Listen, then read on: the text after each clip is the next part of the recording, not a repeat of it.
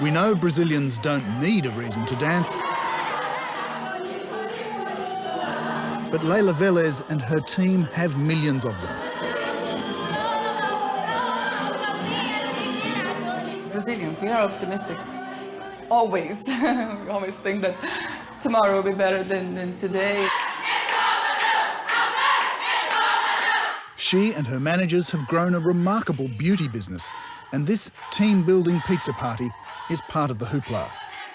The economic change was amazingly important for us in the success of our business. We had this huge opportunity because we knew this market very well. We were part of it. It's just one of Brazil's tidal wave of success stories. But this one was hatched at a time when the country was a basket case and success seemed utterly impossible. Muita emoção, Zica, seja bem-vinda!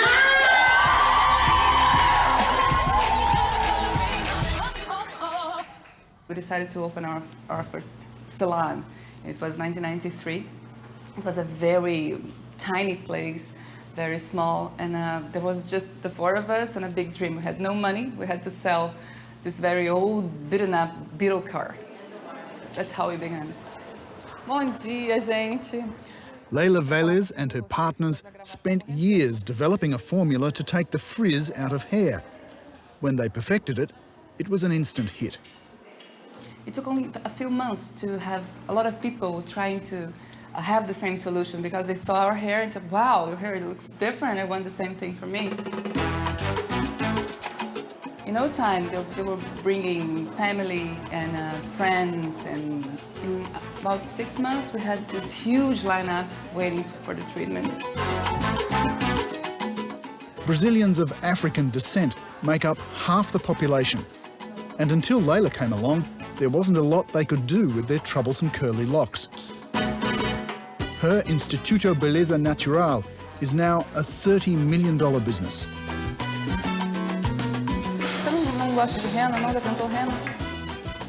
Finally, because it's so clear for us to have this huge market potential, and due to all the problems that we had in our economy and political and everything else, bureaucracy, it was like a huge wall. Nobody saw us. They saw us, I think, in the wrong perspective.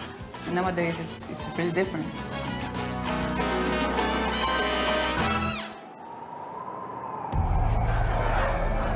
It is different, and in a relatively short space of time. Very different from when the military ruled, when speaking your mind was a risk, and when inflation was running at 2% a day. I remember when I was a kid, I had to go to the market to buy a lot of beans for my family because the next day the price would be 2 or 3 times just because of the hyperinflation.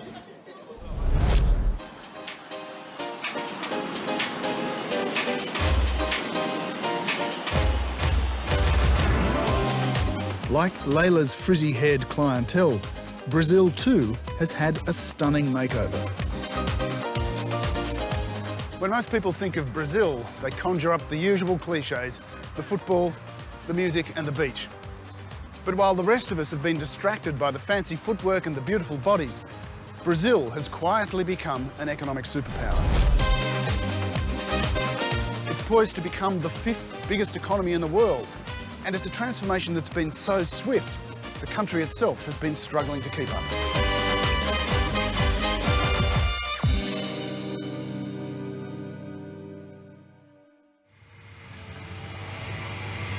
It's a story we're very familiar with here in Australia, a motherlode of raw materials scooped up and shipped out to rapidly developing destinations like China, an agriculture sector feeding a hungry, growing world. And like Australia, infrastructure is straining under the weight of all the activity.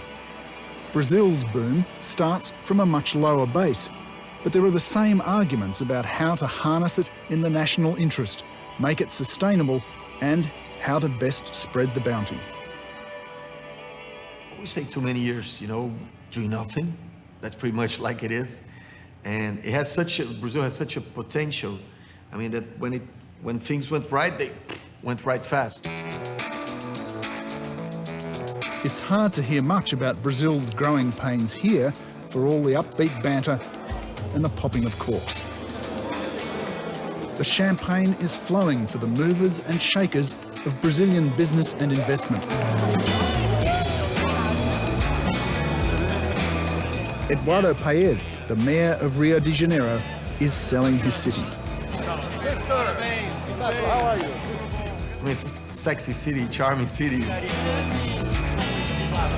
I'll say it's the best place in South America or Southern Hemisphere, together with Australia, the best place to live and work. It's a great time to be running Rio. The city will host many of the World Cup soccer fixtures in 2014 and barely have time to shake the hangover off before the Olympics arrive in 2016. I think it's a Brazilian moment. And it's a rich, fantastic country that has always been in our history. We've always been, you know, like, we're gonna be the country of the future. This future would never come. I think we're there. But it's going to take some fancy political footwork to ensure the Cup, the Games, and Brazil's sizzling economy don't become an explosive cocktail.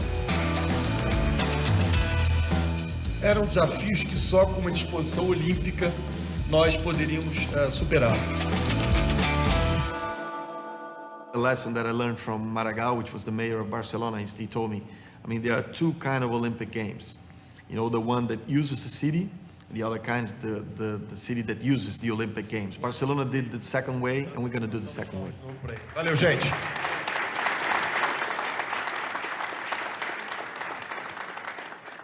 If you look for the experience of Athens, it was very bad for Athens. If you look for the Montreal experience, they're paying the debts until now. Depends on how you do the thing.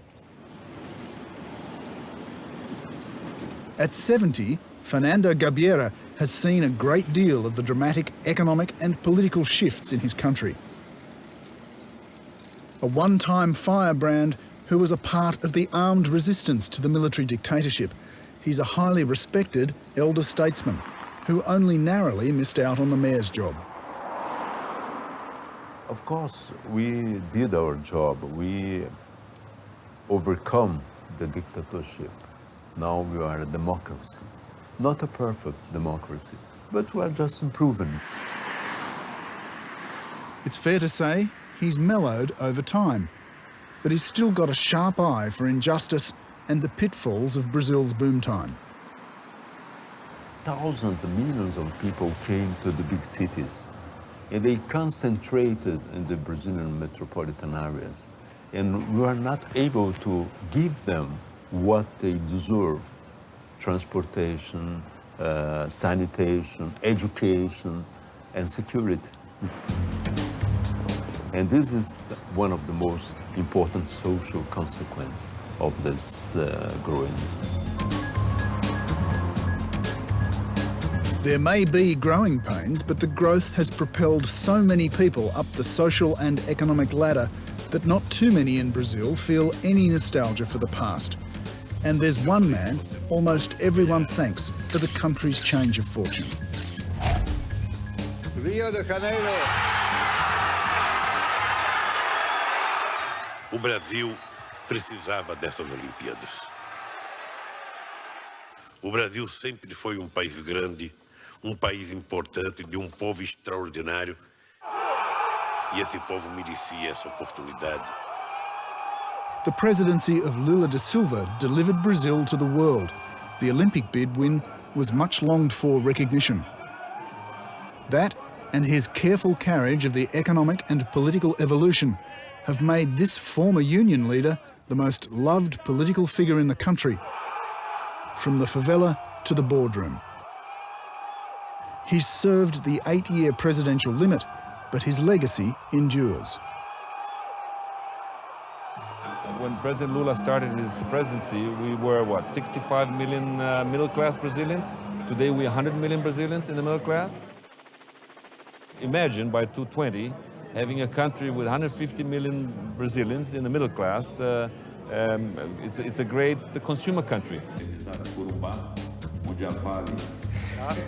Ike Batista is Brazil's richest man, worth a cool $25 billion. A gente realmente está continuando a matar os paulistas de inveja. Naturally, he's a hard man to pin down, but when you can corner him, he doesn't dwell on any downside for long. He's the personification of Brazilian optimism. This decade, for sure, is Brazil's decade because of how healthy the economy is. Very low indebted country. We are now below 40% in relation to GDP, so very healthy. Also, the individual debt is very small, and a $1 trillion oil story. So you combine this with a gigantic agricultural potential, iron ore and other metals. It's really explosive. In the new Brazil, he's literally a rock god. Chances are, if it comes out of the ground, this man has something to do with it, including a slice of major new offshore oil discoveries that will make Brazil one of the world's top producers. Is Brazil going to be an economic superpower, as everybody keeps predicting? Yes, because simply by numbers, by 2015, we are the 7th largest. By 2015, we're going to be the 5th largest. So I think if you're the 5th largest in the world, it's a great position to be in, isn't it? And he's spending a swag of his own money to overcome stifling bottlenecks.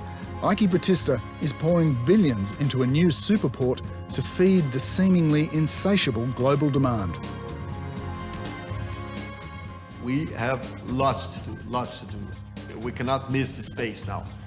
This is something that we need to follow, every day, be very transparent, charge ourselves, look forward to make the changes that the country needs. But it's a big problem with its infrastructure, the social differences.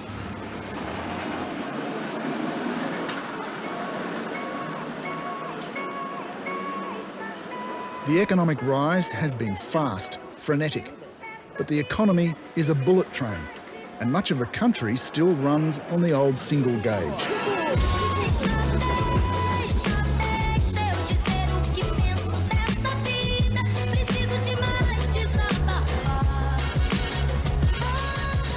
It's impossible to ignore the fact that Rio is still a divided place. The favelas, the old slums, topple from the hills and wedge right up against the glitzy neighbourhoods of the well-to-do.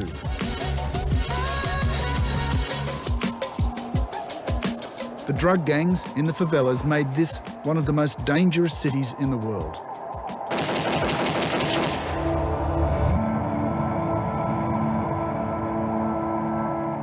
Hoping to hear from those in the drug business, we make one more nighttime bid to cross the line into Rio's drug-controlled favelas, stronghold of the feared Red Command drug gang.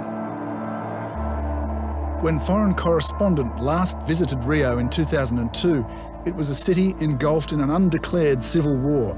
The drug gangs ruled, children were pressed into the trade, murder was matter of fact, and fear reigned. Essa aqui é porque se essa aqui falhar, essa aqui costuma falhar, engasgar. Essa aqui não engasga não. Isso aqui é só botar o cão pra trás e largar o dedo em cima deles. A major turning point came in November last year when the troops moved in. As many as 30 people died in the fight, but the drug gangs were hammered.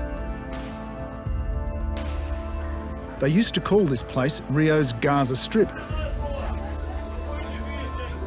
But through sheer force, the state now controls these twisting alleyways.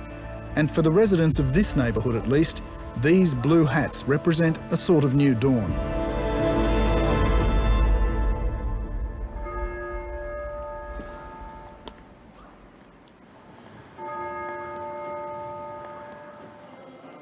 Father Fernandes has been the priest at the Pena Igreja Church for the past 14 years. For much of that time, people from outside the neighbourhood were afraid to come to Mass. Já mudou muita coisa para melhor, né? Porque principalmente essas operações de pacificação que vieram trazer na tranquilidade para a população e o resgate também da autoestima. Abençoe-vos Deus Todo-Poderoso. Filming here without permission from the drug bosses would have been impossible. That's no longer the case.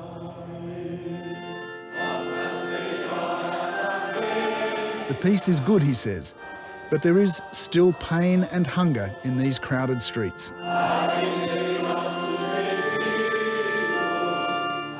Mas ainda existe no Brasil 16 milhões de pessoas pobres que não têm o necessário para comer diariamente.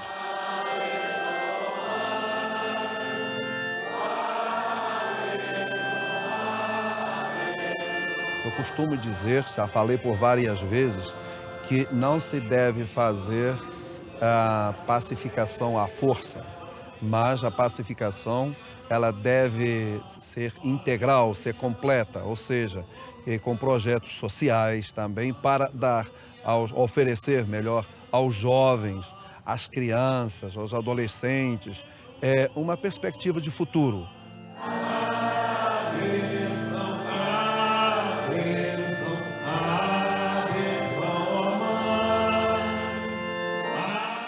One of the most successful social programs of all is known as the Bolsa Familia. In the 10 years it's been running, the program has been transformational for many poor families.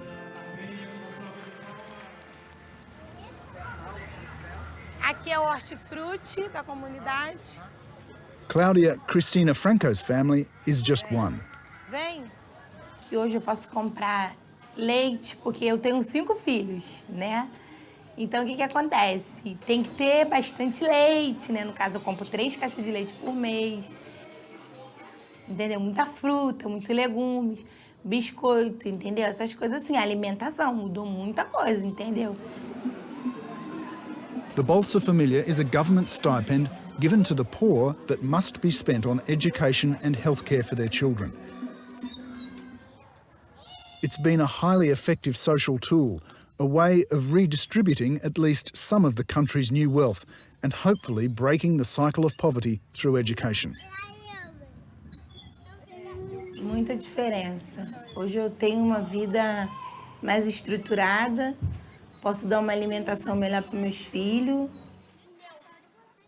posso até dar materiais para o meu filho, assim como um caderno, né, que antes não podia. Um lápis, uma borracha, um apontador, um estojo. Claudia is one of many who receives the benefits, but she's also part of the official effort to promote the scheme. Tem uma família maravilhosa e a gente mora aqui no Complexo do Alemão. For the first time, many residents of the favelas can see opportunity too. Sempre presente. Eu morava lá, na fazendinha. Minha vida toda. Eu vivi lá, minha vida toda. But the view from Claudia's bedroom window in her new government house is an indication of just how fragile and patchy the peace is. Bem melhor viver aqui. She has a good view across the valley of her old neighbourhood, and over there, the drug gangs still rule. Tá dando mais segurança para nós, que somos pobres, entendeu? Então a segurança é fundamental na vida da gente que é pobre. Isso, aí hoje eu posso ficar dentro de casa tranquila e meus filhos podem ficar brincando. Tá. She's reluctant to say it on camera, but she's convinced that if the troops were withdrawn, the drug gangs would quickly return.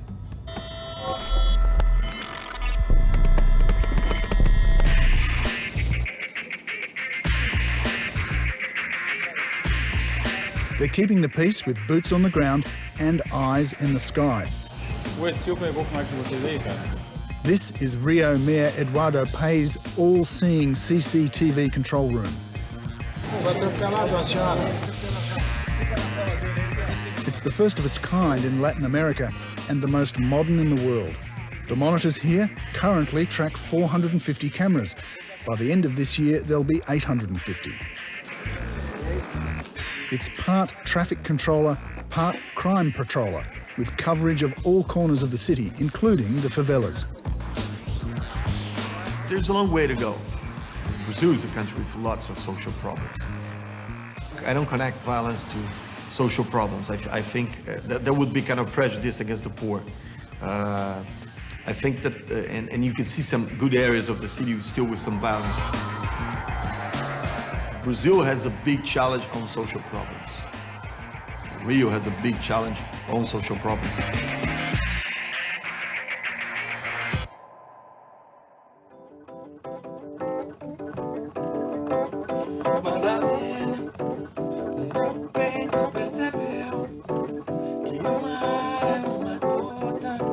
Whatever problems lurk or loom, the Brazilian spirit remains irrepressible and infectious. We love to dance, we love to sing. Music here is something that it's like our sixth sense. Ivan Lins hails from the generation of Brazilians who fought for political change, though his weapon of choice has been music. Like so many who endured the hard times, the good times look particularly good. We have so much treasures here, you know. We have gold, we have gems, we have all the diversity in the forest, beautiful beaches, and everything. Brazil, it's this magical country. It's with these contradictions, with these people, so amazing people.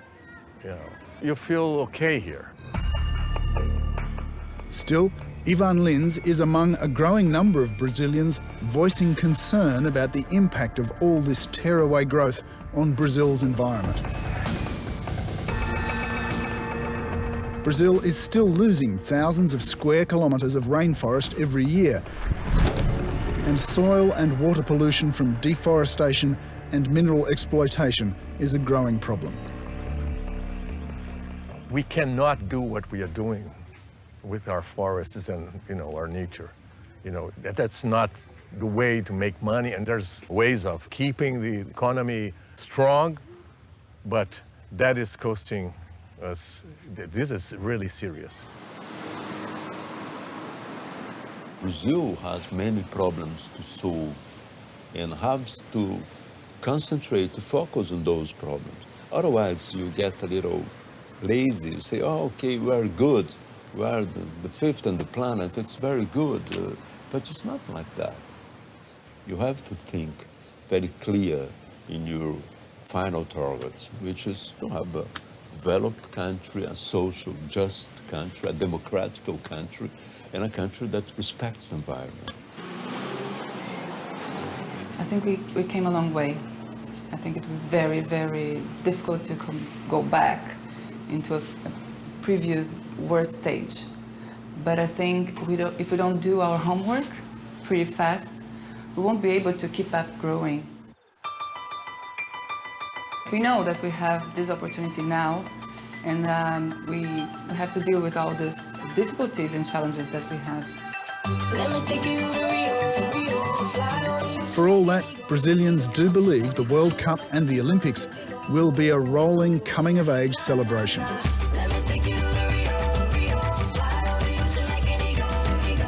A party that will showcase the best of the country and the people. And one of the many things they are good at here is throwing a party.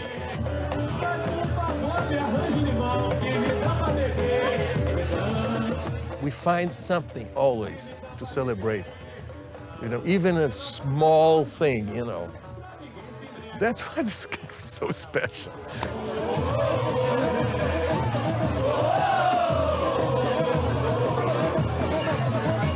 Here, we don't say just, I love you. We say, I love you, I love you. It's all full of passion. That makes a huge difference.